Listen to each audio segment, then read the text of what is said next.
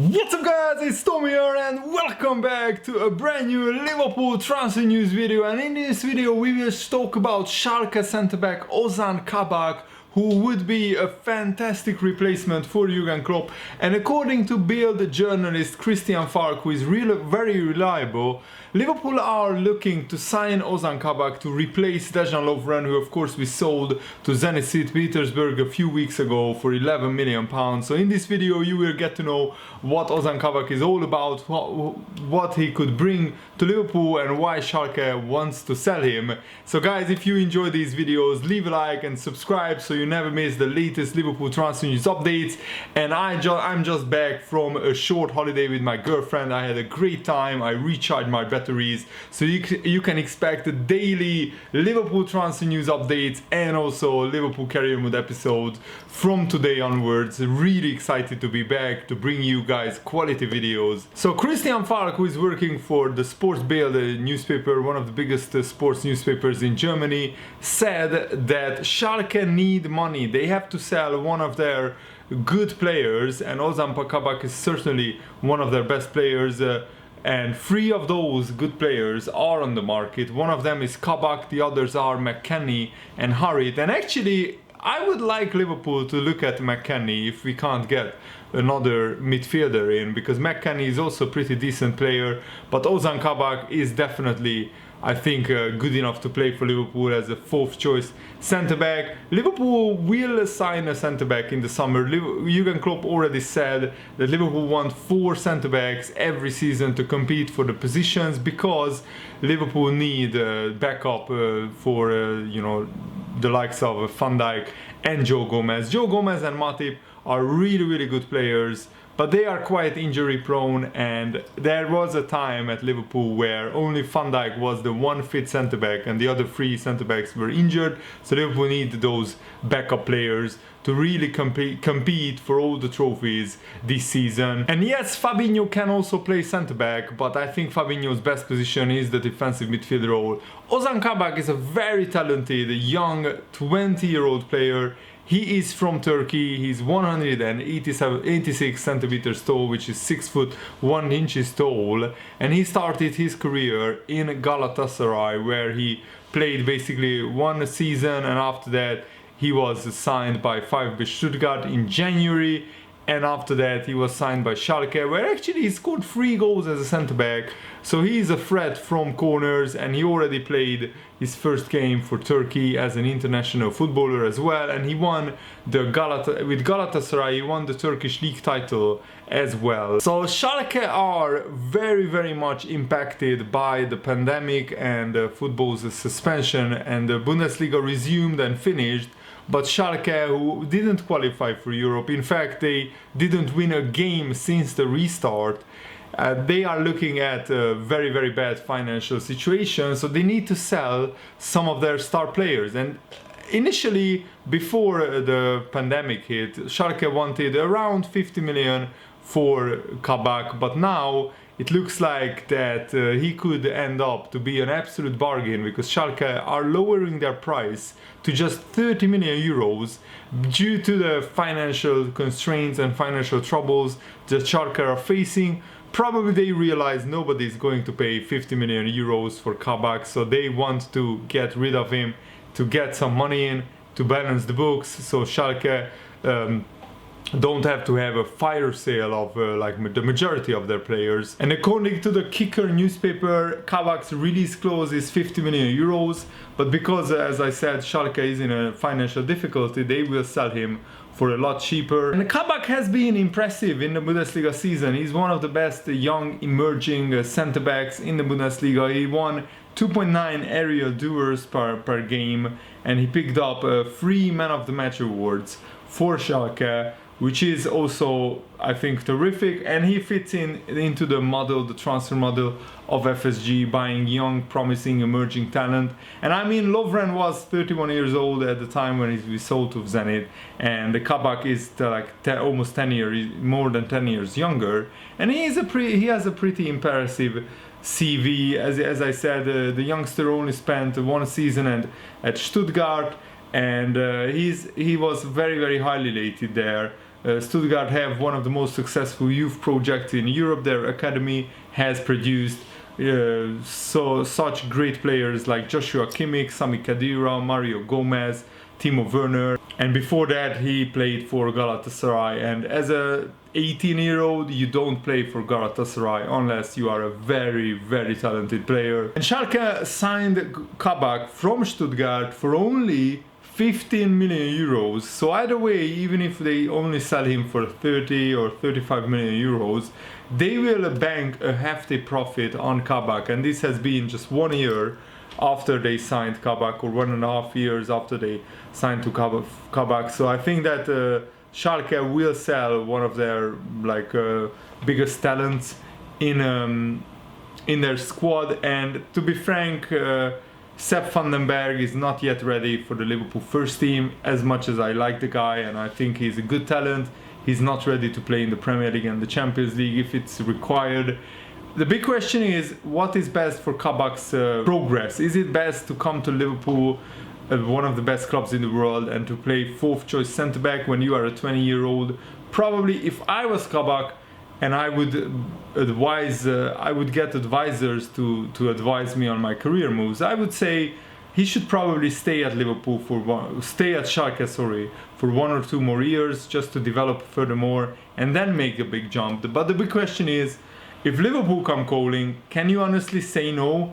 This could be once in a lifetime opportunity for Kabak. If he doesn't say yes to Liverpool and stays at Schalke, his career might not go anywhere, and he might end up being forever in a mid-table Bundesliga side, and another big club might not come in for him if he doesn't develop further. At Liverpool, it would be the perfect opportunity for him to learn from the best, from Van Dijk, from Joe Gomez, from Matip.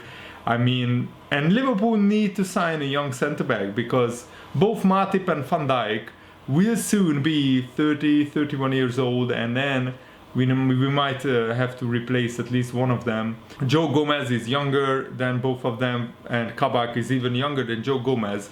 So this signing could be for the long-term future of Liverpool FC as well. And Liverpool also have another centre-back, 23-year-old Nathaniel Phillips, but he's not yet ready for the Liverpool first team because he was in and out of the German second division side Stuttgart, who I think got promoted to the Bundesliga in the end. But the fact that he couldn't even start every game for Stuttgart in the Bundesliga 2 means that he's not yet ready to play for Liverpool's first team right now. And what is very interesting is that, like many rounded defenders, Kabak actually started out as a striker before dropping back to use his talents in defense. His performances at the youth level for both Galatasaray and Turkey soon made scouts from across Europe sit up and take notice. And basically, he is likely to have been on the radar of clubs such as Liverpool since captaining Turkey during qualifying for the 2017 European Under-17 Championship, and his quick rise to regularly playing for Schalke, one of the biggest clubs in Europe, albeit a struggling one right now, is testament to a strong mentality at a young age. I mean, Schalke is a pretty big club in Germany, so for Kabak to play regularly for Schalke and to withstand that pressure from the fans, I think serves him very, very well for his long-term future. One of his idols, Kabak said, is a legendary Galatasaray defender, Bülent Korkmaz, and Korkmaz was nicknamed the Great Captain and Warrior, which gives some indication as to what kind of qualities the youngster has, and he's striving to become, just like Bülent Korkmaz, a really an all-action warrior type of centre-back. This is what he said: "I want to become one of the greats, like my idol, the legendary Galatasaray captain, Bülent Korkmaz. I want to play for Galatasaray, but I have a soft spot for the Premier League." Kabak has also been compared to Sergio Ramos by none other than Bundesliga's own website, which also reveals that another one of his idols is Virgil van Dijk. Liverpool are well known for the use of data in their recruitment. Their process goes well beyond the numbers. They delve deep into the character and background of any player they think that Liverpool should sign, and it would be no surprise to hear that Kabak ticks the right boxes at Liverpool. The most detailed scouting and character report may very well have come from Jurgen Klopp's close friend, David Wagner, who is the head coach at Schalke. And yes, he has been struggling recently, Schalke and Wagner. Probably Jurgen Klopp talked to him privately to just see what kind of character Kabak is, what is his work ethic, how is he off the field, what is his personal life, what is his attitude, background. And Kabak, even though he's 6'1", he still has that quickness and football ability that can make smaller defenders stand out and often be more useful than a taller but less mobile centre-back. These attributes would also be of use when playing in a high defensive line, something that Liverpool deploy very often. Kabak is right-footed, but he can tackle with either foot, which can prevent the type of awkward positioning when going into challenges that can lead to fouls. He averages just 1 foul per game for Schalke this season, and he has picked up just 4 yellow cards in each of his past 2 seasons, despite playing in a very busy defenses. Schalke is not like the Liverpool defense. They are very busy and they have to defend a lot. He has played the majority of his short professional career as a right-sided centre-back, as shown in the graphics which I found at Smarter Scout. Liverpool may see him as a potential partner to the left-sided centre-back Virgil van Dijk, rather than as the backup to Van Dijk. And Kabak also likes to have the ball at his feet and take players on and basically bring the ball out of defense, like Van Dijk, like Matip, like Joe Gomez. And he also has a range of passing that is a little bit surprising for a centre-back, that he has a very good range of passing. He's one of the best in the Bundesliga when it comes to winning defensive duels, and this type of dominance is reflected in his aerial duel win percentage, which is 74%. He wins more than 4 aerial duels per 90 minutes, which is pretty awesome. His pass completion rate is 83%, which is pretty decent. Long pass completion is 75% for a centre-back. I think that is very good. He's strong in the air and he is strong on the ground as well, which can come in handy in both the defensive areas and also in the opposition box. Kabak also shows up well for progressing passing, though this tendency to be proactive and forward-thinking in this area can result in a lower pass completion percentage and occasionally led to Kabak looking a little bit wasteful in possession, but he likes to try brave passes, and that's what you want. You don't want your centre-backs to just only pass 5 yards and not try a long ball here sometimes. He played all the games at Stuttgart and at Galatasaray, and he only missed 4 games through injury for Schalke, which is very good news. That means that he's very reliable, he's not injury prone, but he's only 20 years old, so probably if he signs for Liverpool, we shall wait and see how he copes with the physical demands of the Premier League. So Kabak is very likely to move to either Liverpool or to another Champions League club because of Schalke's financial situation, and Kabak would need to adapt to being less active on the defensive side and improve his levels of concentration and be more considerate with the ball.